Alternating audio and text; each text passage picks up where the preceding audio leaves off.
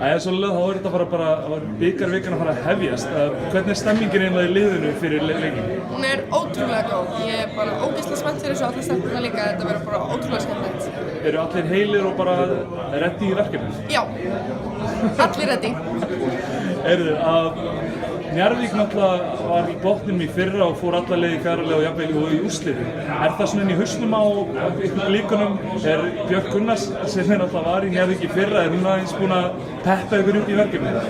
Já, þetta náttúrulega bikarkeppni, þetta allt önnur keppni heldur en deildin, þannig að það getur bara hvað sem gert. Það hefur bara sýnt sig í gegnum söguna að það fyrstfjöldarlið að standa sig vel í bikarkeppninni og komast langt og líka með þau sem eru neðarlega í deildinni að komast lengra en þau sem eru ofarlega, þannig að eins og ég segi, þetta bara 0-0 núna, það skiptir engu máli hvernig deildin núna, þannig að við bara mætum í þennan leik og bara ætlum að skilja eftir allt á gólfinu, sko.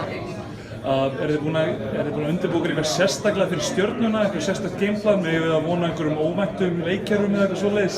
Það verður bara komið ljós. Svo að lokum, þið náttúrulega væntanlega fylgjast auðvitað með hinum leikjum sem í ganga á sama tíma. Einhver drauma úrslit úr þeirri viðureign sem þið viljið mæta frekar en hinum? Nei, alls ekki. Þetta náttúrulega bæði mjög góð lið, bæði Valur og Snæfell, þannig að við verðum bara að sjá hvernig sá leik fer og svo bara tökum við á móti þeim sem ef við komumst áfram þá bara sjáum við hvað gerist. Gangi vel. Takk.